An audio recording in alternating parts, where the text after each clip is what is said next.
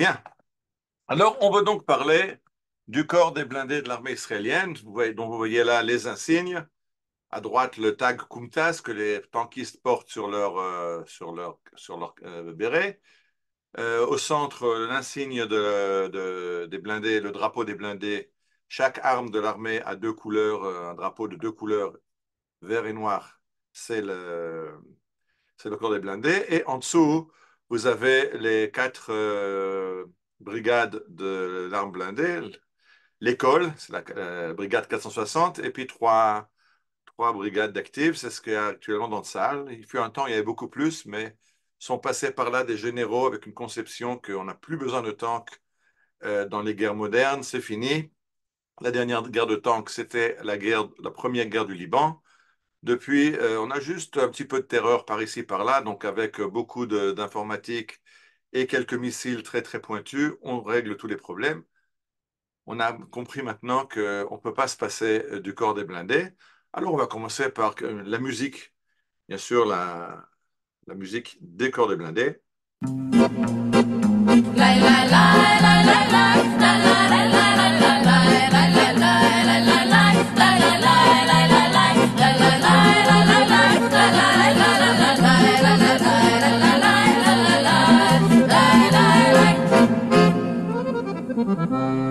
לא בגלל עיני התכלת התאהבתי דווקא בו, גם אינני מתפעלת מגובהו ומרוחבו, לא בגלל צחוקו הפרא הכובש כל לב נשי, הסיבה ודאי אחרת, גם אם זה נשמע טיפשי.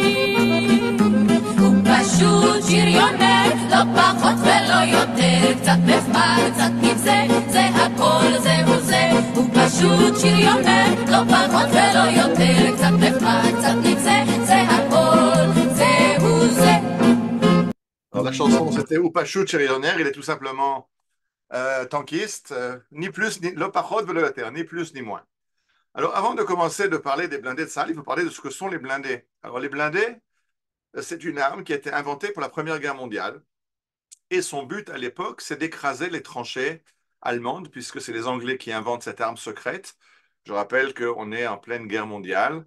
Et la guerre, c'est une guerre de tranchées. En France, on est dans les tranchées, puis chaque jour, les Français partent à l'attaque, les Français anglais partent à l'attaque des tranchées allemandes, ils se font décimer par les mitrailleuses, et puis après c'est le contraire, les Allemands partent à l'attaque, et ils se font décimer par les mitrailleuses franco-anglaises, et quand ça ne marche plus, alors ils décident d'ajouter les gaz de combat et de gazer l'adversaire. Les Anglais, ça c'est les Allemands, décident d'utiliser les gaz de combat, c'est eux qui amènent les gaz de combat, d'ailleurs c'est un juif qui les a inventés. Et les Anglais, eux, inventent le tank, qui est une arme qui doit écraser la tranchée adverse, qui ne peut pas être détruite par le feu des mitrailleuses, qui est censé traverser la tranchée et régler les problèmes.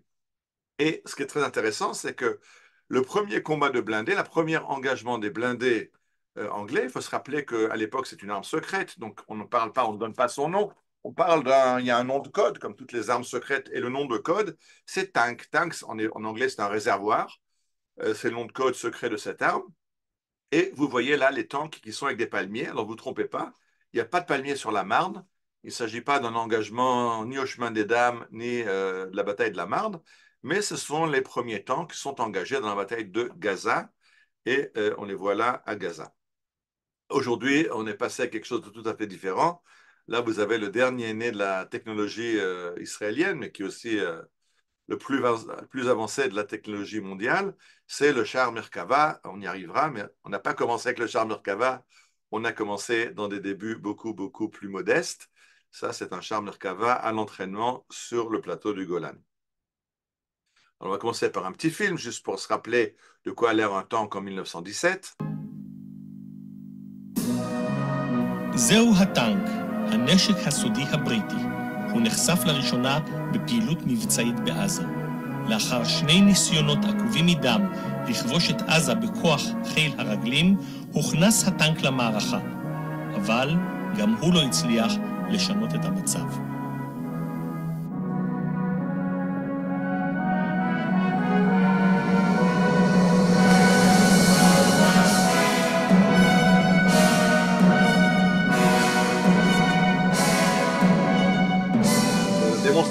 des premiers tanks à Gaza.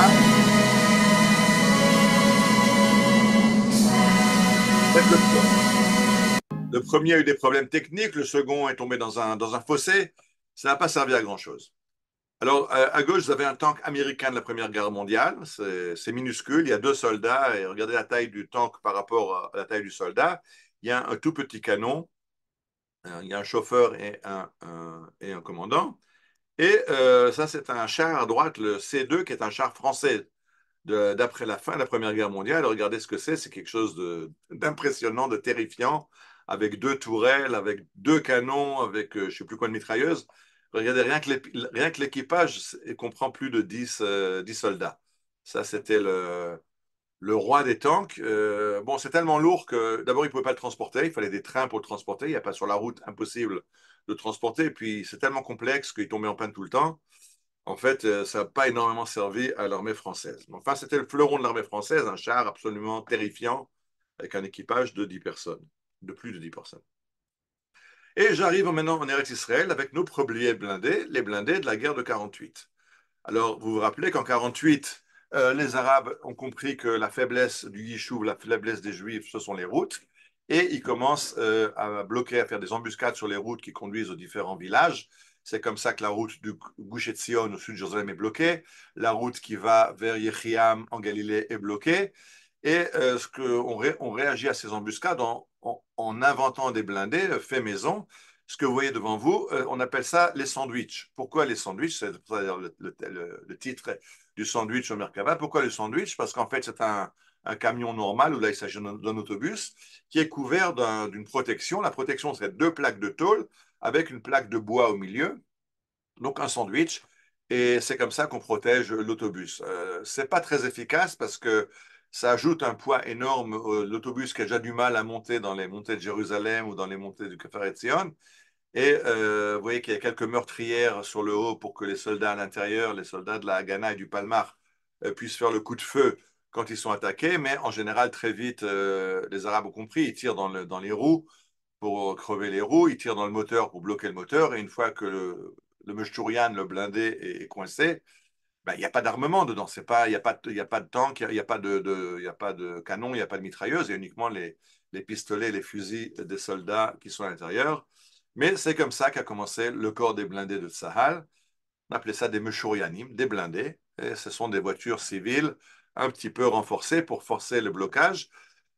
Ça a marché avec plus ou moins de bonheur jusqu'à la dernière semaine de mars 1948. La dernière semaine de mars 1948, on l'appelle en Israël Shavua HaShayarot, la semaine des convois, parce que il y a 3 convois qui sont détruits dans des embuscades. Shayeret Nebi Daniel qui revient du Gush Etzion, Shayeret Hulda qui monte à Jérusalem et Shayeret Yechiam qui va au Kibbutz Yechiam. On finit la semaine avec environ une centaine de tués, avec toutes nos voitures blindées qui ont été prises par les Arabes, parce que celles qui n'ont pas été détruites dans le feu de l'attaque, les Anglais assurent le rapatriement des survivants à condition qu'on abandonne tout le matériel militaire aux Arabes, les blindés et les armes. Et donc, fin mars 1948, on a compris que ça ne marche pas. Ce n'est pas comme ça qu'on peut protéger les convois. Et Ben Gurion, qui est en train d'acheter des armes pour la guerre d'indépendance qui se profile à l'horizon, va demander à ses émissaires à l'étranger de commencer à se procurer des tanks parce qu'on va être confronté non plus à des embuscades de villageois arabes sur les routes, mais bientôt, dès qu'il y aura la proclamation de l'État d'Israël, on sera attaqué par l'armée égyptienne, l'armée jordanienne, l'armée syrienne, l'armée libanaise, l'armée irakienne, qui sont des pays indépendants et qui disposent de tanks, de canons, d'avions. Donc, il faut se préparer et il faut acheter des tanks. Il y a des missions à l'étranger. Golda Meir a ramené 50 millions de dollars pour acheter des armes. Il faut acheter des armements. Alors, effectivement, dès que la guerre s'engage, on va être attaqué par les chars de l'armée syrienne. Et ça, c'est le char qui se trouve à l'entrée du kibbutz Dgania. Vous voyez les palmiers du bord du Kinneret et le lac qui se profilent derrière. Et à l'entrée, les chars syriens arrivent jusqu'à l'entrée du kibbutz Gania. Là, ce char est arrêté, il est détruit. Et les autres, ses copains s'arrêtent, regardent, voient le char détruit, font demi-tour, et en fait, la destruction de ce char a permis de sauver Dgania. Comment ce char a été détruit? Alors là, vous avez toutes les versions que vous voulez. Il y a un livre qui est sorti il y a 2 ans qui s'appelle Hatang Bedgania. Il y a 5 personnes qui racontent chacune comment il a détruit le tank. Un raconte qu'il a jeté un cocktail Molotov, qu'ils ont fait un guet-apens, c'est-à-dire qu'ils ont laissé la porte du kibbutz ouverte. Du coup, le tank se demandait pourquoi la porte du kibbutz est ouverte. Est-ce que c'est un piège? Il s'arrête pour essayer de comprendre ce qui se passe. Et un soldat de Dgania profite du fait que le tank est à l'arrêt pour lui balancer un cocktail Molotov. Un soldat de Golani qui est posté là-bas dit qu'il avait un Piat, c'est un- une arme qui tire des grenades anti-tank, et il prétend qu'il a tiré un obus du Piat qui a détruit le tank. Et il y a encore 3 autres versions. Un autre qui dit que c'était effectivement un obus de Piat, mais c'est lui qui l'a tiré et pas le premier. Et les 2 autres, je ne me rappelle même plus comment ils ont fait. Enfin, il y a 5 versions, 5 personnes prétendent. Quand on a analysé le tank, on voit effectivement qu'il a été touché par un obus de Piat, donc c'est vrai, et qu'il a brûlé. Donc c'est possible que les deux aient raison, que le Piat ait bloqué détruit le char, enfin les bloqué en tout cas, et alors ça a permis à un autre Khaber Kibbutz de jeter un cocktail Molotov. On ne saura pas la vérité. En tout cas, il y a 5 personnes qui s'enorgueillissent d'être le soldat qui a sauvé le kibbutz. Et vous pouvez voir ce char à l'entrée de Dgania et raconter l'histoire. Mais j'arrive maintenant au fait que j'ai dit Ben Gurion veut des chars. Alors, on essaye d'en acheter. En attendant, on va penser ces acheter à l'étranger. Ce sont des surplus de de la Seconde Guerre mondiale, je vais y arriver. Mais on est en plein départ des Anglais. Les Anglais quittent Eretz Israël à partir du 29 novembre 1947, quand l'ONU a annoncé le plan de partage, que les Anglais vont se retirer, leur mandat va prendre fin le 15 mai 1948. Et il faut comprendre, c'est pas que le 15 mai, ils sont partis. Ils ont commencé à plier bagages à partir du 30 novembre et ils finiront de plier bagages en août 1948. C'est-à-dire que même encore l'État d'Israël est déjà proclamé, il y a encore des vestiges de l'armée anglaise qui n'ont pas encore réussi à s'évacuer.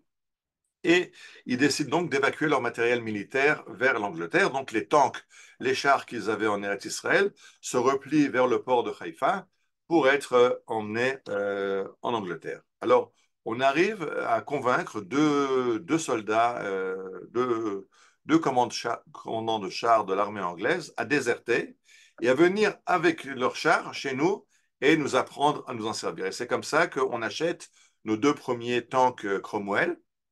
Ça, c'est le char que vous voyez devant vous. La photo, je l'ai prise au musée des blindés à La Troune. On en parlera à la fin. Il y a un musée où tous ces blindés sont exposés à La Troune. Ça vaut la peine d'emmener les petits-enfants là-bas. Ils peuvent regarder les tanks. Ils peuvent aussi grimper dessus et prendre des photos. Et donc, on arrive à convaincre 2 déserteurs de venir avec leurs tanks, ce qu'ils vont faire. Et on s'est rendu compte qu'il y a encore autre chose, c'est que les tanks qui sont déjà à l'état d'épave, qui ont des problèmes mécaniques et ce n'est pas rentable pour les Anglais de les évacuer en métropole, ils décident de monter avec eux au haut du mont Carmel et de les précipiter du haut du mont Carmel dans les Nechalim qui descendent du Carmel. Et là, on va en récupérer 5 qui sont à l'état d'épave. Les Anglais, avant de les précipiter du haut du mont Carmel, ont aussi perforé le canon pour qu'il ne soit plus utilisable. On va récupérer ces épaves et on va réussir à en remettre quelques-uns remettre en état. Et ça, c'est le début de l'arme blindée israélienne. Donc, 2 tanks Cromwell qui nous ont été apportés par leur équipage et 5 tanks qu'on a remis en état, des tanks que les Anglais avaient abandonnés. Et avec ça, on part à l'attaque à Latroun, la première attaque de blindés de l'histoire d'Israël. Je rappelle que le fort de police de Latroun bloque la route de Jérusalem. On va tout de suite le voir. Voilà, ce fort de police construit par les Anglais en 1936 ou 38, entre 36 et 38, dans la grande révolte arabe. Le but est de gérer la route. Ils contrôlent la route entre Yafo, Tel Aviv et Jérusalem. Et donc, Jérusalem est assiégée. Il faut à tout prix qu'on amène du ravitaillement à Jérusalem, il faut ramener de la nourriture, des médicaments, des munitions, des nouvelles, évacuer des blessés, amener des renforts, et tout ça n'est pas possible parce que les Anglais ont donné les clés du fort de la Troune aux Jordaniens, qui ont installé des mitrailleuses et des mortiers sur le toit du bâtiment et contrôlent la route de Jérusalem. Et donc Ben Gurion dit, on a 100 000 Juifs coincés à Jérusalem, il faut à tout prix prendre la Troune. À tout prix, ça veut dire à n'importe quel prix. La première bataille qui va s'engager, on va laisser plusieurs dizaines de tués sur le terrain et plusieurs centaines de blessés. Et on viendra à la charge une seconde fois et une troisième fois. On n'y arrivera pas. Et finalement, la solution va être de faire une route qui contourne la Troune, la fameuse route de Birmanie, puisque pendant la Seconde Guerre mondiale, les Anglais avaient comme ça fait une route en Birmanie qui contournait les positions japonaises pour ravitailler leur armée. Et on a fait, bon, c'était pas comme en Birmanie. En Birmanie, c'est une route de plusieurs centaines de kilomètres, peut-être même plus de 1000 kilomètres. Nous, c'est une route de quelques dizaines de kilomètres, mais l'idée est la même, de contourner un bouchon infranchissable. Et dans la première attaque du fort de la Troune, on a engagé nos premiers chars, nos premiers Cromwell. Le problème qui s'est passé, c'est que le premier qui se lance à l'attaque a un problème. L'obus se coince dans le canon. Il fait donc marche arrière pour s'organiser, pour dégager l'obus et repartir à l'attaque. Mais le second char voit le premier faire marche arrière. Il dit apparemment, c'est le but de la manœuvre, on va faire marche arrière. Et les deux font marche arrière. Et finalement, il n'y aura pas d'attaque de blindés sur le fort de la Trône. Et l'infanterie devra faire le travail tout seul, en laissant, comme j'ai dit, des dizaines de tués autour du fort de la Trône. Là, on a inventé dans l'armée israélienne une nouvelle expression, ça s'appelle un mouvement circulaire, c'est-à-dire faire demi-tour sans avoir engagé le combat. Un mouvement circulaire, ce qu'ont fait les tanks qui sont allés, qui ont fait demi-tour et qui sont repartis dans l'autre sens sans combattre. Donc un grand fiasco pour la première attaque d'une force blindée juive après 2000 ans. Alors le prochain tank, là on en a plusieurs exemplaires, on en a une quinzaine d'exemplaires. Pardon, on en a même 38 d'après ce que je vois. Non, mais c'est pas celui qui est sur la photo, je m'excuse. Donc, on est allé, la mission d'achat achète 38 tanks Stuart aux États-Unis. Le problème, c'est qu'il y a un embargo américain et qu'on ne peut pas les faire venir en Israël. Ça, c'est quelque chose qu'on a souvent oublié. Mais j'avais fait une conférence sur les relations entre les Américains et l'État d'Israël. Je rappelle à la guerre d'indépendance, les Américains sont contre nous. Ceux qui vont nous aider à la guerre d'indépendance, ceux qui vont nous fournir des avions, des fusils, etc., ce sont les Soviétiques qui pensent que l'État d'Israël sera un État communiste. Et donc, on est aidé par les communistes, par les Soviétiques, mais les Américains, eux, sont contre nous. Donc, on a acheté des avions, ils les bloquent en Amérique, on ne peut pas les amener en Israël. J'avais parlé dans la conférence au début de l'armée de l'air comment on a monté une société, Archvimer a monté une fausse société cinématographique qui veut filmer des rétrospectives des combats de la Seconde Guerre mondiale.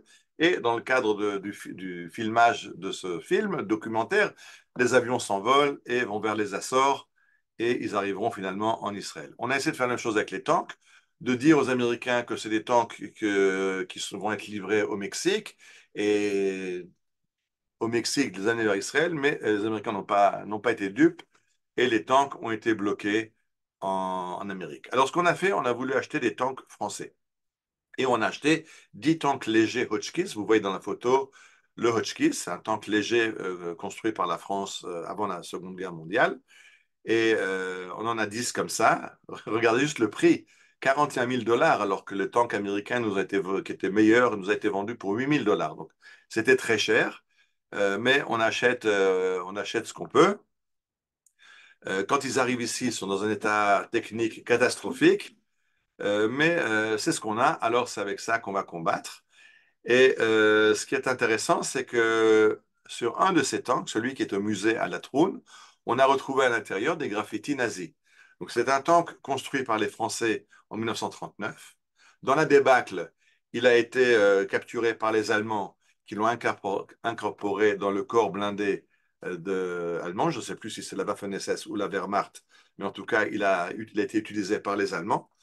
Après le débarquement, les Anglais l'ont capturé aux Allemands et il a fait la guerre dans le camp britannique contre les Allemands, et finalement il est arrivé en Israël pour faire la guerre contre les Arabes. Donc c'est un tank qui a une belle histoire. Il était dans l'armée française, dans l'armée allemande, dans l'armée anglaise et finalement dans l'armée israélienne. De là, il a fini au musée à la Trône.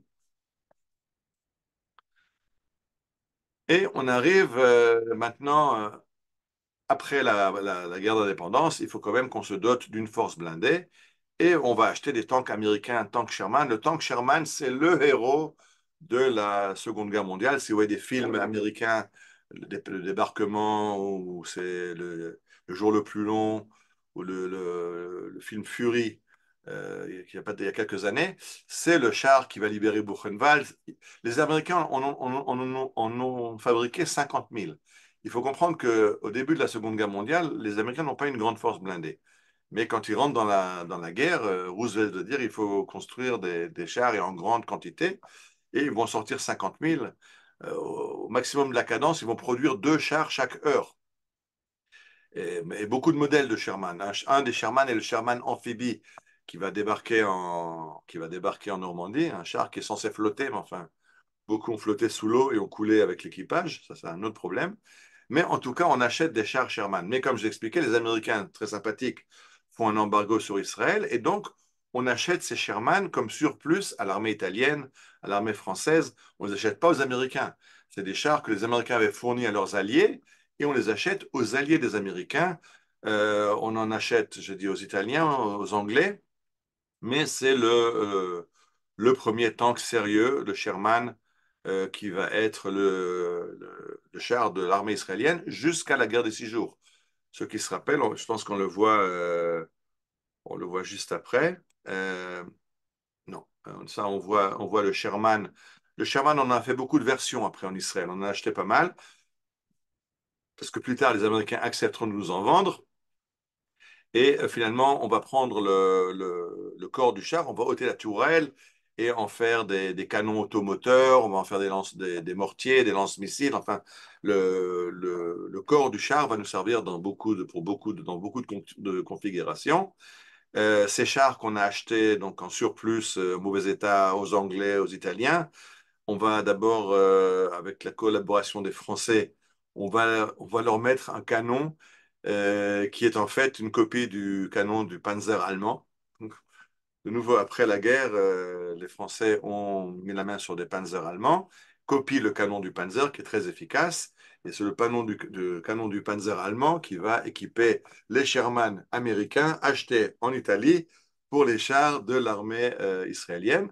J'ai dit il va se battre dans l'armée israélienne jusqu'à la guerre des 6 jours.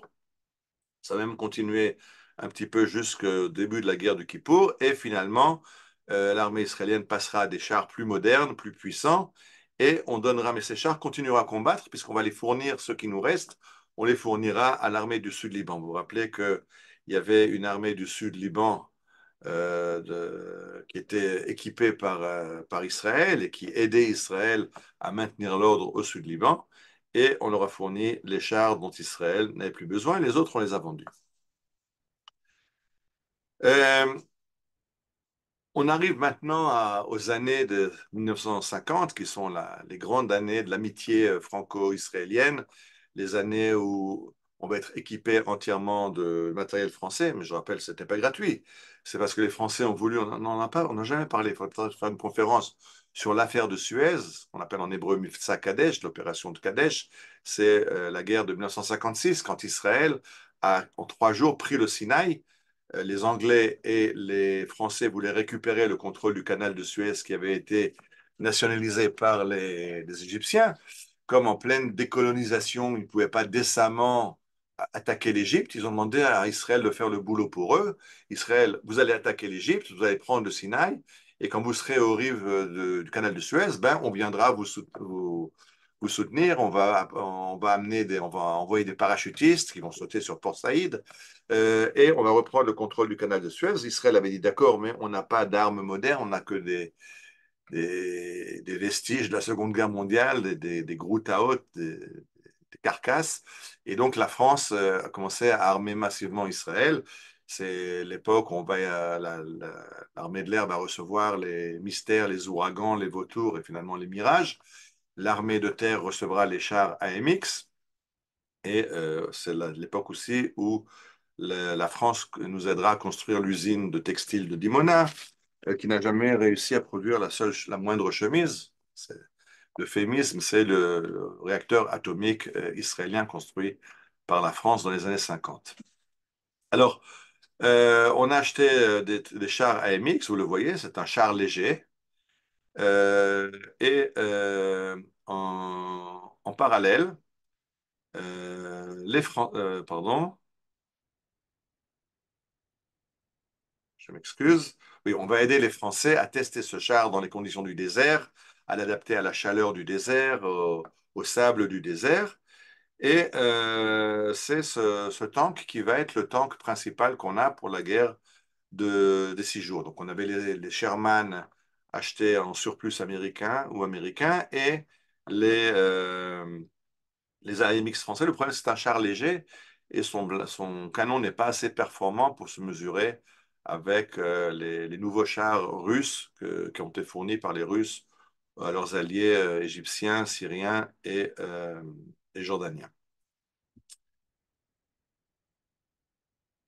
Et donc, en 1957, Israël organise une force de tanks secrète à Jérusalem. Vous vous rappelez que Jérusalem est en fait le bout d'un corridor. Il y a le corridor de Jérusalem, le couloir de Jérusalem. Jérusalem est une enclave juive, une enclave israélienne, mais il y a juste la route qui relie la plaine côtière à Jérusalem, au sud et au nord, à 2 kilomètres de la route des deux côtés, c'est la Jordanie. Et Jérusalem est encerclée sur 3 côtés. Et donc, on a très très peur que dans le cadre d'un conflit avec la Jordanie, les Jordaniens coupent la route de Jérusalem et Jérusalem soit complètement assiégée et asphyxiée. Et donc, on crée une force qui s'appelle la Brigade de Jérusalem, qui est composée de réservistes qui habitent à Jérusalem, ou des étudiants de l'université hébraïque, ou des marchands du marché de Machane Yehuda, mais des gens qui sont à Jérusalem, de façon à ce qu'en cas de conflit, on n'a pas besoin de les amener à Jérusalem, ils sont déjà sur place. Mais il leur faudra quand même de l'équipement lourd pour pouvoir défendre Jérusalem.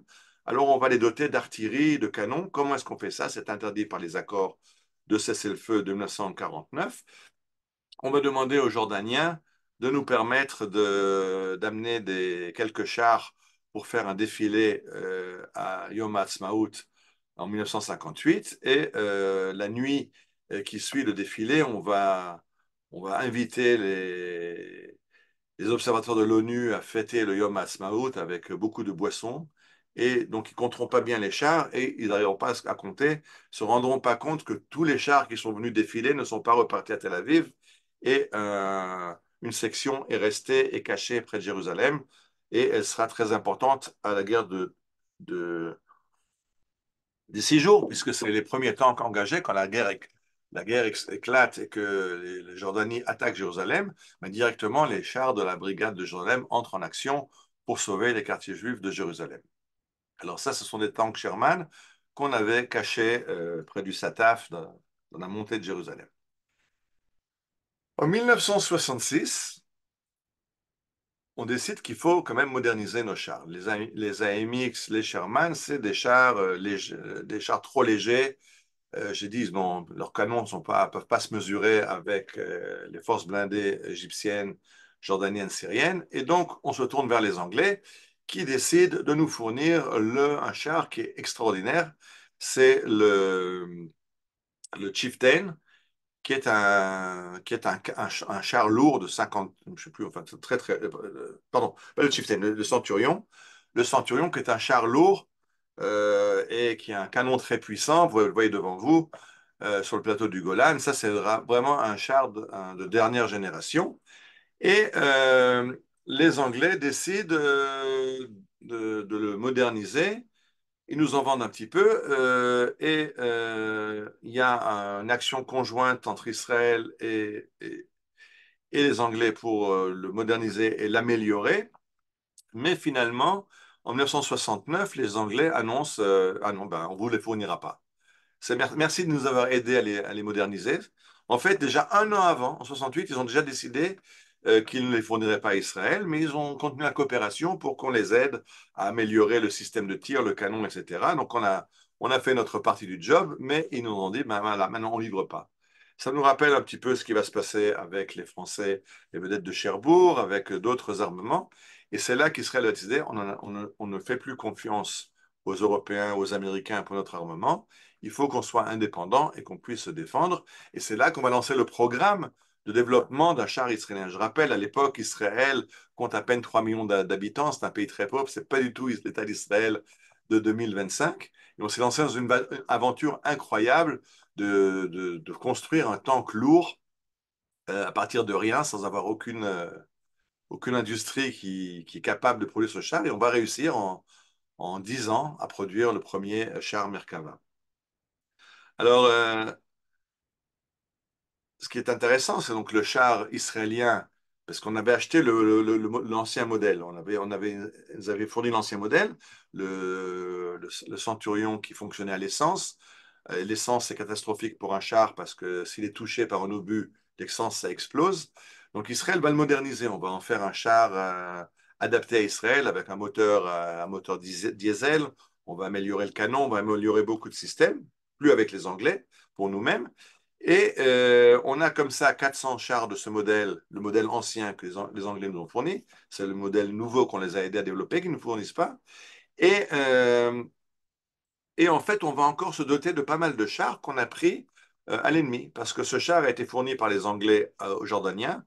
Et à la guerre des 6 jours, on a capturé pas mal de chars jordaniens ou en état de marche, abandonnés, ou alors détruits, mais pas trop détruits, pas trop endommagés, qu'on a pu réparer. Et donc, ça nous permet de bien augmenter notre force blindée à partir des chars qu'on avait achetés, plus les chars qu'on a récupérés sur le champ de bataille. Et je dis l'importance de ce char et du fait que ce lâchage des Anglais, c'est ça qui va nous décider de commencer une industrie militaire israélienne qui a commencé d'abord par le char Merkava et continuera par un avion, le Lavi, qui est arrivé aux essais en vol. Au moment des essais en vol, les Américains nous ont interdit de continuer la production et on est obligé d'acheter des avions américains. Alors, le char Centurion, c'était un char formidable. On a trouvé dans le Centurion un équipement bizarre. On ne savait pas tellement à quoi ça sert à quoi pour tirer quoi. En fait, c'était dans le Centurion, il y avait un système de chauffage de l'eau pour faire bouillir de l'eau pour faire du thé. Ben oui, c'est un char anglais. Un soldat, un tankiste anglais ne peut pas combattre sans la potion magique. La potion magique des Anglais, c'est le thé. Il faut arrêter les combats à l'heure du thé pour prendre le thé. Et voyez à droite des soldats, des tankistes anglais avec Monty Montgomery à droite, dans le désert de Libye à la Seconde Guerre mondiale. Ils font la pause thé. Et en fait, ce qui va se passer, c'est que les Anglais vont se rendre compte qu'une grande partie de leurs victimes dans l'arme blindée, une grande partie des Anglais tués au combat, ont été tués pendant la pause thé parce qu'il fallait descendre du tank pour aller chauffer le thé dehors pour mettre un réchaud, un but à gaz, mettre le thé, faire bouillir de l'eau et rentrer après faire le thé. Et pendant ce temps-là, ils étaient à l'extérieur du tank, donc aucune protection. Et plus d'un tiers des pertes anglaises, c'était des pertes dues à leur manie de boire du thé le champ de bataille. Et donc, ils ont décidé de faire une grande avancée dans la nouvelle version du tank, d'incorporer un kumkum, d'incorporer une possibilité de faire chauffer l'eau dans le tank sans avoir besoin de sortir pour ne pas mettre leurs soldats en danger. Au début, on n'avait pas compris ce que c'était, après on a compris que c'était faire du thé. Et donc, Vysotsky, la grande compagnie qui nous vend le thé en Israël, a fait des publicités, vous voyez, thé batank, le thé dans le tank, le Tsar al-Nasser. Et donc, on propose aussi aux soldats juifs de l'armée israélienne de continuer cette tradition millénaire des Anglais de boire du thé dans les tanks. Pas millénaire parce qu'il n'y a pas de tank il y a 1000 ans, mais cette tradition anglaise qu'il faut arrêter la bataille pour faire la pause thé. Alors voilà, mais la pause thé, d'accord, mais au moins buvez du thé Vysotsky. Et j'arrive maintenant aux années 60. Aux années 60, les relations avec les Américains se sont améliorées. Les Américains ont compris que Israël ne joue pas la carte soviétique, que les Soviétiques aident les ennemis d'Israël, les Égyptiens, les Syriens, les Jordaniens. Et donc, Israël est un allié dans cet échiquier mondial de la guerre froide et ils décident de vendre du matériel de guerre aux Israéliens. Mais petit problème, ils ont encore peur des réactions des Arabes. Et donc ils décident de nous vendre des chars modernes, des chars Patton. Les chars américains portent toujours le nom de généraux américains. Il y a eu le Sherman, le Patton, aujourd'hui c'est le Abrams. Les chars anglais, eux, ils commencent toujours par la lettre C. Le Cromwell, le Centurion, le Chieftain, aujourd'hui le Challenger. Bon, ça, c'est les manies qu'ils ont dans les différentes armées étrangères. En tout cas, les Américains décident de nous vendre le char Patton, qui est un char de combat moderne des années 60, mais ils ne veulent pas le vendre directement à Israël. Et donc, ils vont vendre des chars, ils vendent des chars Patton à l'Allemagne pour que l'Allemagne puisse se défendre contre une invasion russe. Et donc, ils disent aux Allemands, on vous fournit encore quelques exemplaires en plus. Ces exemplaires-là, vous les envoyez en Israël. Donc, ce n'est pas arrivé directement en Israël, c'est vendu par les Américains aux Allemands, et les Allemands doivent l'envoyer en Israël. Maintenant, il faut qu'on apprenne à les faire fonctionner. Il faut qu'on apprenne à les entretenir. Donc, il faut qu'on envoie des équipes de soldats israéliens pour apprendre le maniement du char et l'entretien du char. Les Américains disent, pas chez nous, c'est pas nous qui vous les vendons, c'est les Allemands qui vous les vendent. Et donc, on envoie une équipe en Allemagne d'officiers pour apprendre le maniement de ce char et apprendre l'entretien de ce char. Maintenant, imaginez qu'on est au début des années 60. On est à peine, on n'est pas 15 ans après la Shoah. Beaucoup de ces officiers sont des enfants de survivants de la Shoah qui ont immigré en Israël. Et on leur demande d'aller en Allemagne. Et les Allemands ne veulent pas faire la publicité au fait qu'ils arment Israël ou qu'ils entraînent les soldats israéliens. Donc, il faut qu'ils revêtent des uniformes allemands et qu'ils apprennent là-bas, en Allemagne, à faire fonctionner des tanks américains. Alors, vous voyez à gauche deux anciens officiers qui faisaient partie de cette mission. Voyez le titre de Ma'ariv, Ha'anashim Shebatang, Bechazara el Amifsa Sodi. Ils reviennent sur cette opération spéciale en Allemagne d'apprendre le maniement et l'entretien de ce char. Mais ce n'était pas facile psychologiquement pour les soldats qui sont allés là-bas parce que ça leur faisait mal au ventre quoi, d'aller en Allemagne.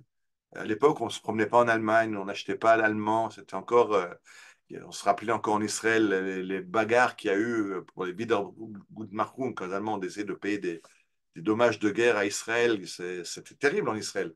Il y a des manifestations dingues. Il y a eu une grenade qui a été jetée en plein Parlement à la Knesset. Ben Gurion a été blessé et le ministre Chaim Shapira a été gravement blessé d'une grenade de gens qui s'opposaient au fait que les Allemands vont nous payer pour les dégâts, des dommages de guerre et alors on est quitte, alors on oublie ce qu'ils nous ont fait. C'est pas possible. Mais il n'y a pas le choix. On a besoin de cet argent. Ben Gurion dit on a besoin de cet argent pour accueillir le million d'Olim qui arrive dans les années 50 en Israël. On n'a pas de quoi les loger, on n'a pas de quoi les nourrir, on n'a pas d'usine de boulot à leur donner, on n'a pas où les loger. Donc il faut cet argent pour accueillir ces Olim qui arrivent. Et donc, on va aussi aller apprendre le maniement des chars américains en Allemagne. Donc voilà, vous voyez ce char, oui, c'est ce char américain, le Patton, qui va en Israël prendre un nom de guerre. En Israël, comme c'est une transaction secrète, on n'a pas le droit d'acheter, enfin, on a le droit, les Américains ne veulent pas nous vendre des Patton. Ils n'ont pas voulu non plus, les Anglais ne voulaient pas nous vendre les Centurions, j'ai dit tout à l'heure. Et donc, c'est à ce moment-là qu'on a commencé à donner des noms de code aux chars qu'on achète. Bien sûr, ça trompe personne, hein. Les Arabes ne sont pas idiots. Ils ont compris que ils utilisaient même, j'ai dit qu'il y avait des centurions dans l'armée jordanienne.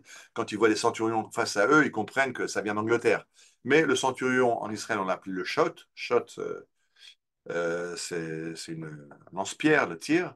Et le patton, on va l'appeler le magar. Magar, une goar, c'est le taureau qui encorne. C'est quand El Niguar, c'est le bélier qui enfonce les murailles des citadelles, des forteresses dans les temps antiques. Alors on l'appelle le magar. Beaucoup ne savaient pas au début ce que c'était magar. Ils croyaient que comme toute chose en Israël, ce sont des initiales. Alors qu'est-ce que ça peut être magar? Ça peut être Mechonat Giloir Kashmalit, un rasoir électrique. Ou ça peut être, vous avez des propositions là, euh, Meshupa Gachon, l'avant est pentu. Donc on a pensé toutes sortes de choses. Certains ont pensé que Magar, c'est Moar Gimel, Moar 48, parce que c'est le patton M48. Bon, d'élucubrations. En tout cas, ce char s'appelle le Magar et il va servir Israël pendant de nombreuses générations. Et il y aura toutes sortes d'émanations de ce Magar, toutes sortes de versions qu'on va faire. De nouveau, comme on avait fait avec le Sherman, on va en faire toutes sortes d'utilisations et on fera des tanks amphibies, des tanks qui vont porter les ponts pour traverser le canal de Suez à la guerre du Kippour. Beaucoup de versions. Et il y a aussi dans le cadre des initiales Magar, une des versions est une version assez macabre. Mavet Giborenu Chinam, nos héros meurent pour rien, parce que c'est un tank qui souffrait de pas mal de problèmes. Il avait tendance à tomber en panne. Il y avait un mode Pitoul, il y avait une partie du système des chenilles qui tombait en panne. Et quand un char est immobilisé, qui est en panne, c'est une cible de choix pour le tankiste ennemi. Et donc, c'était un gros problème. Mais c'est quand même un tank très puissant qui a bien servi l'armée israélienne. C'était le tank principal pendant la guerre du Kippour avec le centurion britannique. Et alors, après que j'ai présenté tous les chars qu'on a achetés, on a acheté donc d'abord les Cromwell, après on a acheté les AMX français, on a acheté les Centurions anglais, on a acheté des Patton américains, des Sherman américains et des Patton américains. Et en fait, à la guerre des 6 jours, déjà à la guerre de Suez, mais beaucoup plus à la guerre des 6 jours, où on est attaqué par les armées arabes qui ont des quantités incroyables de tanks qui leur sont fournis par les Russes, ils vont en abandonner des quantités, mais des centaines sur le terrain. Il y a tellement de chars abandonnés par l'ennemi qu'on va se dire, bah, c'est dommage, qu'est-ce qu'on fait de tous ces chars? On ne va pas les jeter à la poubelle. Et au lieu de les fondre pour utiliser le métal, ben, on va tout simplement faire dans l'armée israélienne des brigades de chars russes. Et là, vous voyez en haut à droite l'insigne de la brigade 274 qui est une brigade qui fonctionne avec des chars russes, les T-54 et T-55. J'ai dit qu'en Israël, on donne des noms aux chars. On va l'appeler le Tyran.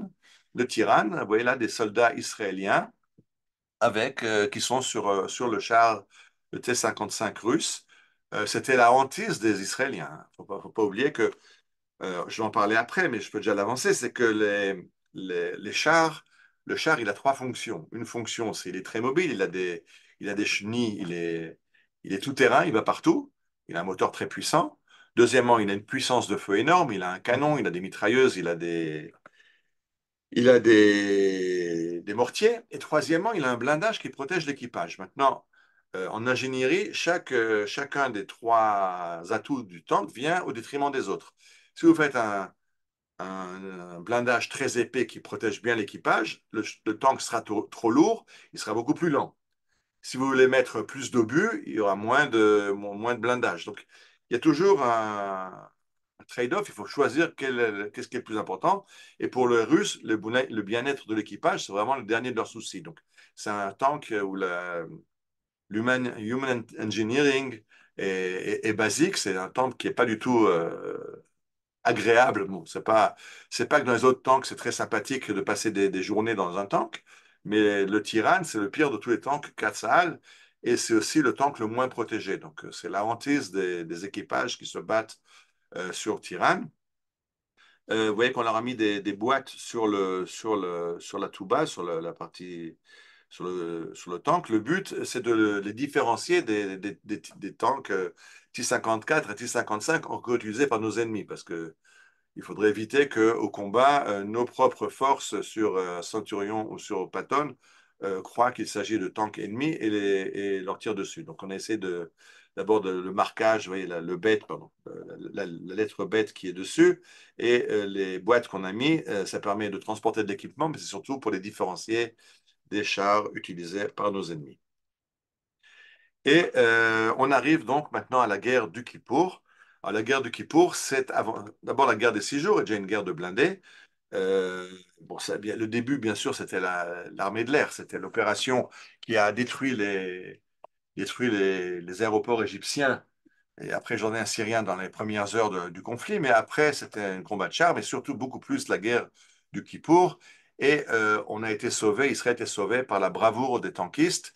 Et on se rappelle des noms comme Avigdor Kalani, commandant du régiment 77, Oz Shivim Besheva, qui va bloquer l'avancée des Syriens près de Kounetra. Il y a l'histoire de Tzvika, qui est un soldat, un officier qui était à la maison, qui entend que la guerre a éclaté, il va au dépôt de blindés, il trouve 3 blindés et il crée la force Tzvika, qui très vite, 2 de ces blindés sont détruits, il restera avec un blindé, mais le commandement ne le sait pas et ils entendent parler de la force Tzvika qui arrête les Syriens sur le Golan. J'ai 2 petits films, on va peut-être écouter celui de Kalani parce qu'il est traduit en français.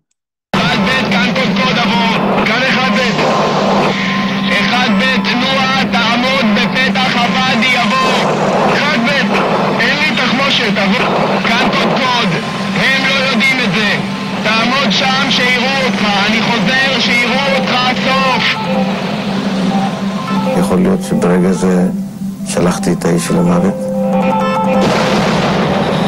תחנות שוטר, לעלות לעמדות. אף אחד לא זז. מי שומע אותי שירים דגל? 20 כאן דגל! כאן 20, לא מצב. אויב לוחץ אותי באגף, אויב הגרעיני מתחיל לתפוס אותי מאחור. תחנות שוטר, ישרו קו, לעלות לעמדות. ירצון כאן דגל, קו אדום, לא יכול להחזיק את זה. כאן 2 עבור. יש עליי תופעים כבד. אני רוצה להתקדם קדימה, יש לי בעיה רצינית, כלים שלא בהאזנה בו. צריך ארטילריה. אז אני אומר למפקדים שלי, תסתכלו איך עשו למלחמים. 20, אני כרגע במגע קרוב מאוד, יש לך תחנות לא יכול להחזיק את זה. שוטר כאן תופסות. תראו באיזה אומץ האויב מולך מולנו. אם אנחנו לא דופקים אותם, אין עוד מי שיעצור אותם. אני לא מבין מה קורה לנו. אנחנו חזקים מהם. אני עולה לעמדה. מי שרוצה, שיבוא איתי. סוף.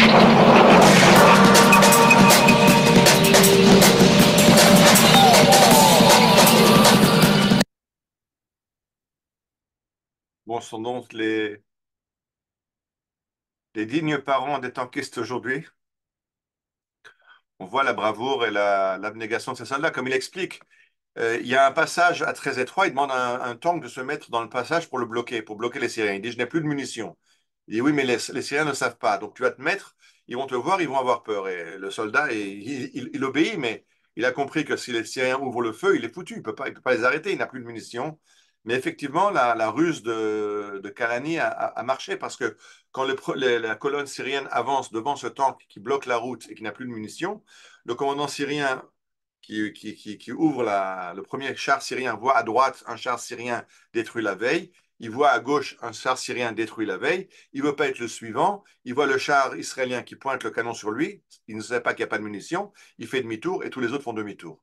Et grâce à ça, vous avez entendu Kalani qui monte, donne l'exemple, il est lieutenant-colonel, parce qu'ils n'ont plus de munitions, mais ils vont quand même donner l'assaut et sauver Israël.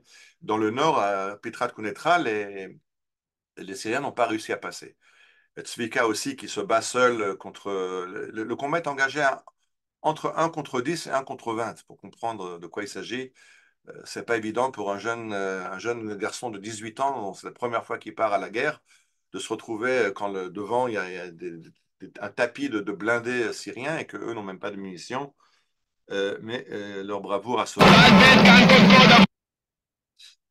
Il y a la même chose aussi dans le Sinaï. Chava Sinit, c'est le combat de blindés pour ouvrir la route à Rick Sharon qui veut traverser le canal de Suez. Je n'ai plus le temps, on va sauter. Et j'arrive donc maintenant au char Merkava. Vous vous rappelez qu'en 1969, après le lâchage des Anglais, on a essayé de construire un char israélien. Le père du char israélien, c'est le général Israël Tal, vous le voyez à droite, Talik, et c'est lui qui va diriger ce projet. Et à gauche, vous voyez différents modèles de ce char qui est le char israélien jusqu'à aujourd'hui. Bien sûr, il y a eu plusieurs générations. En 1979 est apparue la version 1, ce qu'on appelle Merkava Siman Echad. Aujourd'hui, on en est au Merkava Siman Arba, et même dans les 4 générations, il y a encore des améliorations successives. Alors, on voit le char Merkava israélien. Alors, je vous ai expliqué qu'il y a trois atouts dans un char, c'est la mobilité, la puissance de feu et la protection de l'équipage. Les ingénieurs israéliens reçoivent comme mission numéro un protection de l'équipage. Donc d'abord, le char est très bas. S'il est très bas, il offre moins une cible à l'ennemi. Vous voyez il a un angle très obtus. Enfin, il a une, euh, il a une pente. C'est-à-dire que si un obus frappe à l'avant, il va rebondir et il va dévier vers le haut. C'est pas comme le char Sherman qui offre un mur face à l'ennemi. Donc quand il est frappé, l'obus perfore. Mais là, l'obus a une chance de rebondir sur le blindage du Merkava. Et la grande avancée, qu'aucun char, aujourd'hui tous les chars modernes, le Leclerc français, l'Abrams américain, le Léopard allemand, ont pris une technologie israélienne, mais Israël était le premier à le faire, c'est de mettre le moteur à l'avant. C'est beaucoup plus compliqué. On se rappelle qu'en France, quand Citroën a inventé la traction avant, jusqu'à Citroën, toutes les voitures de traction arrière, les tanks aussi sont des tractions arrière. Et Israël, le Merkava, est le premier char avec le moteur à l'avant. Le but du moteur à l'avant, c'est si jamais le char prend un obus, ben, le moteur va être détruit, mais ça protégera l'équipage qui est derrière. Alors que doctrine russe, c'est juste le contraire, que le moteur soit à l'arrière, parce que l'équipage, on en a d'autres. Des chars, on en a moins. Alors l'équipage est interchangeable. Pour Israël, non. L'équipage, c'est la première priorité, et donc on décide de mettre le moteur à l'avant. Ce qui fait que dès qu'on a mis le moteur à l'avant, il y a encore un petit truc qui a l'air tout bidon, c'est ce gravillon, je ne sais pas si vous allez voir sur la photo, mais il y a du gravillon sur la peinture. C'est pas une peinture lisse. Ça, c'est tout bête. Mais on s'est rendu compte qu'en hiver, hein, aujourd'hui, vous êtes dans la tempête à Jérusalem, quand il pleut, le char est glissant, c'est du métal. Les soldats qui grimpent sur le tank se cassent la figure, se cassent surtout la jambe.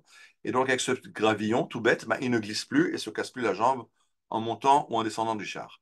Une fois qu'on a ce char, qu'on a mis le moteur à l'avant, ben, on a pu mettre une porte à l'arrière. Ici, il y a une porte.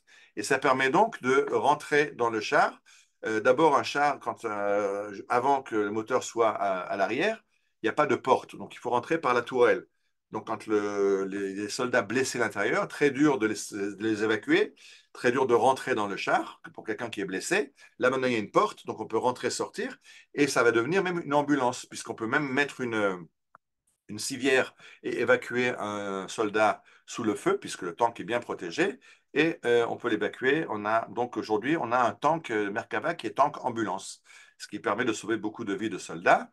Et ça permet aussi de transporter des soldats, parce qu'en fait, on peut par cette porte mettre plusieurs soldats à l'intérieur et les amener plus près de la zone de combat, tout en étant protégés, au moins jusqu'à qu'ils arrivent sur la zone de combat. Vous voyez derrière aussi, sous la tourelle, il y a des chaînes qui sont faites parce que l'endroit le plus faible du char, c'est le raccord entre la tourelle et le corps du char. Et donc là, si jamais il y a un obus qui va frapper au raccord, qui est l'endroit le plus faible, puisque la tourelle doit être mobile, eh ben, l'obus va frapper ces chaînes et exploser et ne pas toucher le char. Donc tout est fait pour donner le maximum de survivabilité à l'équipage. Une autre chose qui a été faite, on s'est rendu compte que la guerre du Kippour, une grande partie des équipages avaient été blessés par les obus du tank. Une fois que le tank est frappé et qu'il prend feu, les obus du tank explosent à l'intérieur et blessent les soldats. Et donc, dans le Merkava, d'abord, il y a un système d'extinction automatique. Et en plus, tous les obus, pardon, sont dans des caissons étanches. Au fait que si jamais le Merkava est frappé, les obus du tank ne prendront pas feu. Bien sûr, si on met des caissons étanches, ça prend de la place. Donc, il y aura moins d'obus dans un char Merkava que dans un char ennemi. Comment est-ce qu'on peut pallier au manque d'obus? En développant un système de tir ultra performant. Un char en mouvement en général met le troisième obus au but, c'est-à-dire qu'il faut tirer 3 fois pour corriger le tir jusqu'à que l'obus soit efficace. Avec le système informatisé du Merkava, le premier obus touche sa cible, ce qui fait qu'en fait on a moins d'obus, mais on a besoin de moins d'obus pour faire le même boulot. Donc tout est pensé dans le char Merkava pour garder la mobilité du tank et la puissance de feu, mais tout en protégeant l'équipage au maximum. Alors, l'ennemi du char dans le temps, c'était le char. C'était la Seconde Guerre mondiale, la guerre du Kippour, c'est des batailles de chars où des centaines de chars s'affrontent sur le terrain. Mais ça, c'est plus ou moins fini. Aujourd'hui, l'ennemi du char, c'est les missiles anti-tank. Et là, vous voyez les roquettes RPG, on entend tout le temps à la radio. Ça, c'est des RPG utilisés par les terroristes. C'est pas grand-chose. C'est porté par un soldat et ça peut détruire un tank. C'est la nouvelle menace contre les tanks. Ce sont donc ces grenades RPG et les missiles. Là, vous voyez le missile GIL, qui est un missile israélien anti-tank, avec une instructrice de tir qui apprend aux soldats, aux chasseurs de tanks à se servir du missile israélien.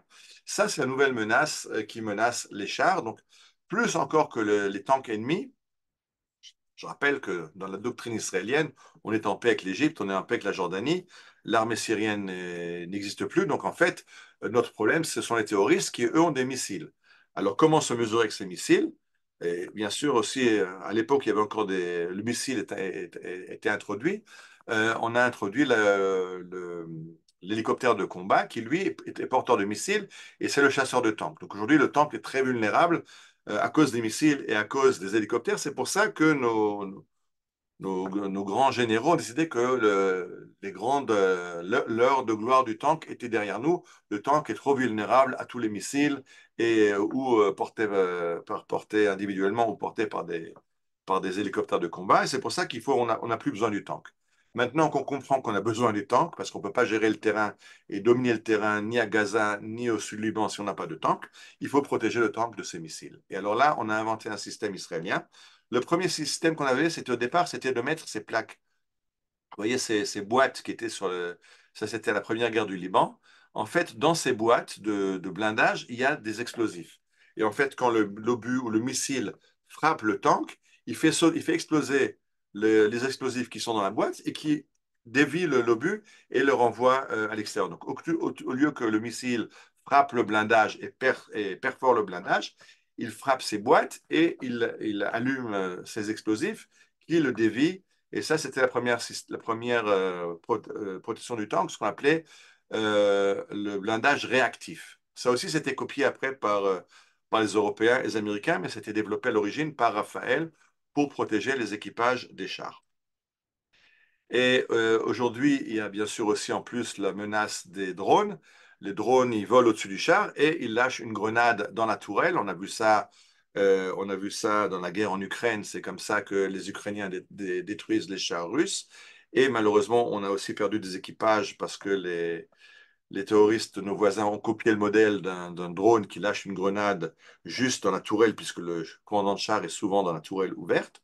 Alors, comment on se mesure? Ben là, on a protégé le char. Vous avez vu à Gaza, en 3 jours, on a mis cette protection qui empêche un drone de venir par le haut et de jeter un missile. Le drone peut encore se glisser en dessous, mais c'est déjà beaucoup plus compliqué à guider. En tout cas, en 3 jours, on a protégé les chars, on a pris cette solution qui empêche les drones de lâcher des grenades. Et on n'a pas répondu encore au problème des missiles. Qu'est-ce qu'on fait contre les missiles? Et là, on a un système qui s'appelle en hébreu Me'il Roar, où il est vendu dans le monde sous le nom de Trophy. Et en fait, c'est un système qui marche comme le système des avions. Il y a un radar sur le char qui détecte l'arrivée d'un missile. Et après, où il tire des contre-mesures qui détruisent le missile, ou il lâche des leurres qui vont dévier le missile, comme dans les avions. De nouveau, c'est un système israélien inventé par Israël pour protéger l'équipage. Aujourd'hui, c'est vendu, ça équipe les chars américains Abrams et les chars Léopard allemands. Et les Américains et les Allemands ont essayé de développer un système. Ils ne sont pas arrivés à l'efficacité du système israélien. Et en fait, aujourd'hui, ils achètent chez nous le système Trophy développé par Elbit. Ayant un fils qui est commandant de char, je suis très heureux d'avoir participé à l'époque où j'étais officier à l'armée, à participer une petite contribution à ce système qui permet de ramener nos soldats vivants. Je n'ai pas la statistique de la guerre à Gaza. Dans la guerre avant, dans l'opération Plomb durci Tzuk Eitan, le système a sauvé 40 équipages. On sait que 40 tanks ont été visés par des missiles et le système Trophy a réussi à dévier le missile et à sauver l'équipage. Je n'ai pas les statistiques combien ont été sauvés dans la guerre à Gaza, mais c'est un système très efficace. מערכת מאיר רוח כוללת J'avance. Et je veux parler, bon, ça c'est 3 livres qui m'ont servi aussi à préparer un petit peu. Teum Kavanot du Rav Chaim Sabato qui raconte son expérience de la guerre du Kippour. Avigdor Kalani qui raconte le petit film qu'on a parlé de Oz Shivim Besheva. Et Tzvika Greengold, j'ai dit le Koar Tzvika, la force de Tzvika, une force de un tank qui a réussi à arrêter les Syriens pendant 2 jours près de Nafar sur le Golan. Alors maintenant, il faut présenter aussi un peu les tankistes parce que la devise de l'arme blindée, vous la voyez à droite, Ha'adam sheba tank yinatser. C'est pas le tank qui va gagner la bataille, mais c'est l'homme qui est dans le tank qui va gagner la bataille. Donc il faut avoir des soldats motivés. Et aujourd'hui, à Gaza, non seulement on engage des soldats, mais il y a des soldats. Il y a des tanks opérationnels à Gaza. Vous voyez à gauche un lieutenant-colonel qui dirige une unité de chars qui sont entièrement staffés par des tankistes femmes. Dans le temps, les filles dans l'arme blindée étaient instructrices. On s'est rendu compte qu'après la guerre du Kippour, on a perdu tellement de tankistes et que le commandant de l'école des métiers de l'arme blindée a se dit, ben, j'ai une idée, on va former des jeunes filles à être instructrices, ça nous libérera tous les instructeurs pour être soldats sur le terrain. Et maintenant, les dernières années, il y a aussi des chars qui sont opérés par des jeunes filles. Si c'est bien ou pas bien, je laisse maintenant. Hey guys, I'm back again, still in Israel at an incredible tank base. This base is manned by all women. It's the first ever in history all-female tank unit. There's 4 tanks to this unit. They fought very bravely on October 7th. They crushed 45 to 50 terrorists. Formation. Women serving in direct combat. Hey guys. À Gaza, pour la première fois de l'histoire, on a engagé des tanks entièrement avec des équipages féminins. On ne peut pas parler de tanks sans parler de l'entretien. Donc, je ne vais pas développer maintenant, mais il faut comprendre que les équipes d'entretien sont extraordinaires parce que là, vous voyez l'usine qui fabrique les tanks Merkava et qui les remet en état quand ils sont gravement endommagés, mais il y a des équipes sur le terrain qui vont sur le terrain, sous le feu, réparer quand il y a un problème qui peut être réparé sur le terrain, ou alors au moins remorquer le tank quelques centaines de mètres en arrière et le remettre en état. Et des dizaines de tanks touchés à Gaza par les fameuses roquettes RPG ont été remis en état après quelques heures et sont retournés au combat. Donc il faut aussi parler, quand on parle des tankistes, parler aussi de tous les ouvriers derrière qui réparent, qui construisent ces tanks, qui les réparent, les mettent en état, etc. Et j'arrive maintenant à la fin de la conférence. Je voulais juste parler que Israël a décidé de réduire sa force blindée parce qu'on n'a plus besoin de blindés. L'Égypte a fait la paix avec nous, la Jordanie a fait la paix avec nous, et on n'a plus affaire avec des terroristes. Alors juste pour ouvrir un peu les yeux, on a payé très cher l'aveuglement de nos généraux de Simchat Torah il y a 1 an et demi quand on était attaqué et qu'on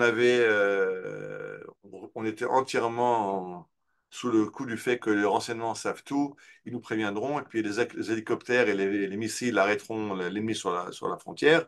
Et au jour de l'attaque, le renseignement était absent, les équipages d'hélicoptères étaient en congé, et il n'y avait personne pour arrêter l'ennemi. Alors juste pour avoir une idée, voilà l'Égypte en paix avec nous, qui fait un défilé. Ils ont actuellement 5000 chars Abrams dernière génération. Ils sont des chars américains construits sous licence par l'Égypte. 5000 contre qui? Le seul ennemi que l'on peut envisager, c'est Israël, parce qu'il n'y a pas d'autre pays avec lequel l'Égypte est en guerre et qui nécessite 5000 chars. Donc ils sont en paix avec nous, mais on voit très bien qu'ils préparent la guerre. On espère que l'armée israélienne va se réveiller un petit peu et pas laisser ces chars s'approcher trop près de nos frontières. Je rappelle que juste d'après les accords de paix, ils n'ont pas le droit, le désert du Sinaï est démilitarisé. Malheureusement, il y a quelques années, on a permis à l'armée égyptienne de réinvestir le Sinaï pour chasser Daesh, l'État islamique, et depuis, ils se sont habitués à augmenter leur force dans le Sinaï, et ils ne sont pas trop loin de chez nous, et on a vu comment l'accord de paix est formidable, puisque tous les armements de Gaza sont passés en fait par l'Égypte, qui a fermé les yeux et a laissé les Gazaouites amener tous les missiles et tout l'armement auquel on doit se mesurer. Donc voilà nos ennemis égyptiens. à la plus grande heure de gloire de Tsahal, on avait 4000 chars. C'était après la guerre du Kippour, à la veille de la guerre du Liban, on avait 4000 chars, on en a un tiers. Et les Égyptiens en ont 5000. Donc, je ne veux pas vous faire peur, je ne vais pas montrer le petit film qui montre l'armée égyptienne qui se prépare à attaquer Israël. Quelqu'un a demandé il y a quelques mois, quand il y avait ces vidéos commençaient à circuler sur les réseaux, qui montrent l'armement à outrance de l'Égypte entièrement dirigé contre Israël. Quelqu'un demandait au Rav Shmuel Eliyahu, le Rav de Tzfat, mais comment on va faire? Mais comment on va faire? Et le Rav Shmuel Eliyahu a répondu, mais les Égyptiens ont toujours aimé les blindés. Déjà, à l'époque de la sortie d'Égypte, la cavalerie du pharaon nous a poursuivis dans le désert et Akadosh Baruch Hu les a emmenés dans la mer Rouge, où là-bas, il a noyé toute la cavalerie du pharaon.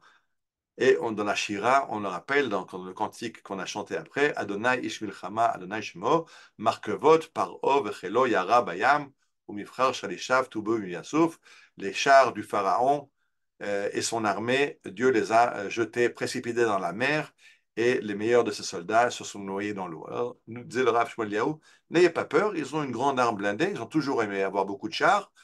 Ça, c'est pas notre rôle, s'il y a quelqu'un d'autre qui nous aidera, Akadosh Baruch Hu sait comment gérer la cavalerie égyptienne ou l'arme blindée égyptienne. Si cette conférence vous a intéressé, alors je vous invite à visiter le musée. Il y a un musée des blindés à La Troune qui est formidable parce qu'il y a 160 modèles de blindés différents et on peut se promener, il y a des explications, il y a des films, les gosses peuvent grimper sur les chars. Ne vous inquiétez pas, le canon n'est pas chargé sur les chemins d'Israël. On vous emmène aujourd'hui à la découverte de Yad Lashirion.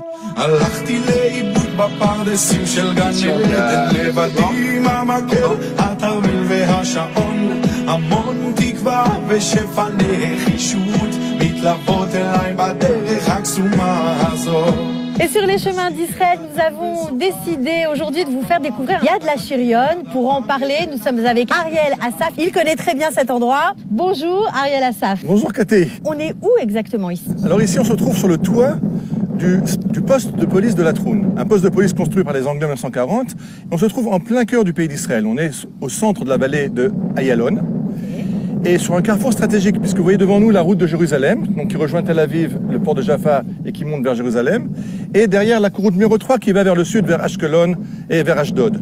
Donc on est sur un carrefour routier tellement important, ça couvre des chars français, des chars de fabrication anglaise, des chars américains, des chars de fabrication israélienne, qu'on a pris à nos ennemis, des chars russes, des chars français, des chars allemands. On a la plus grande exposition, on a 160 modèles de tanks différents, aucun musée n'a une telle variété de tanks. Marrant de savoir qu'aujourd'hui on a le temps d'écrire un peu.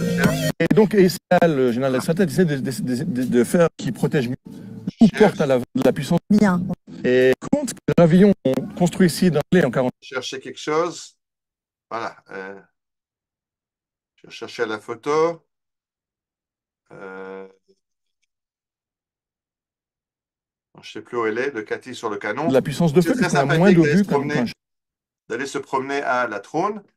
Je vous invite à visiter ce musée des chars, qui est aussi le mémorial de l'arme blindée. Il y a aussi un mur avec le nom de tous les tankistes,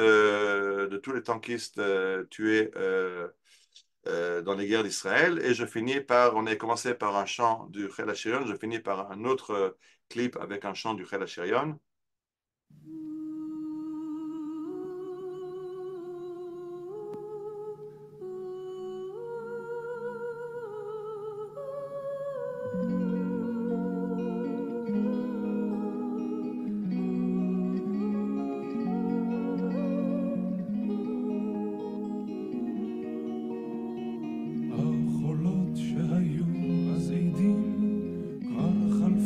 ועברו נודדים, ומן הדיו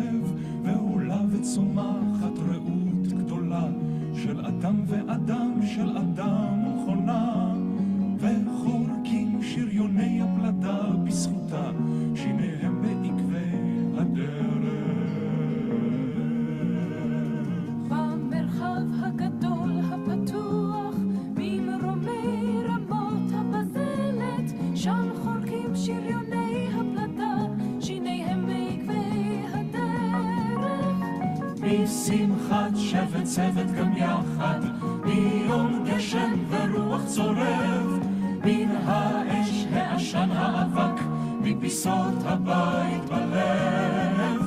Bon, donc c'était un très beau clip, vous pouvez le trouver sur Internet.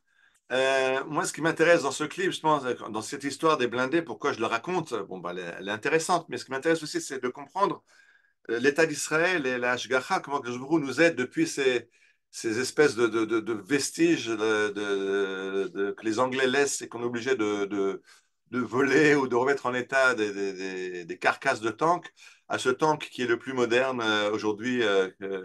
Avec, bien sûr, il y a beaucoup de chorma des ingénieurs, mais on lit justement la paracha de cette semaine quand on va construire le Mishkan. La Torah nous dit Ubelev kol chacham lev natati chorma. C'est Dieu qui donne la chorma à Betzalel de construire le Mishkan. C'est Dieu qui donne la chorma aux ingénieurs de construire ce char. C'est Dieu qui donne la puissance économique à Israël de pouvoir payer ce tank qu'après il nous a acheté. J'ai expliqué que les Américains, les Européens nous achètent des systèmes de protection de ce char et des systèmes de tir, etc. Et aussi, ça me permet de parler des valeurs du peuple juif. Que dans chaque armée, ce qu'on met en avant, dans toutes les armées, c'est de détruire l'ennemi, donc la puissance de feu du char, la puissance de son moteur. Or, Israël met en avant la sauvegarde de ses soldats. On veut les ramener sains et saufs à la maison. Bien sûr, on veut les ramener sains et saufs ayant accompli leur mission. Alors, on va trouver des solutions en mettant le moteur à l'avant, en mettant des systèmes de tir améliorés, mais les ingénieurs ont en tête que la mission, c'est de ramener chaque soldat vivant à la maison après qu'il ait rempli sa mission. Voilà, c'était un petit peu la saga de l'histoire des blindés de l'armée d'Israël. On souhaite que Akadosh Baruch Hu donne la force à tous nos flanquistes et tous nos soldats de vaincre nos ennemis, de revenir en bonne santé avec les Khatoufim, avec tout le monde, et qu'il nous donne la victoire totale sur les ennemis qu'on a déjà attaqués et ceux qui sont en train de préparer malheureusement la suite des opérations contre nous. Voilà, je coupe la vidéo. Merci beaucoup, Ariel. Vous voulez ouvrir des Si vous avez des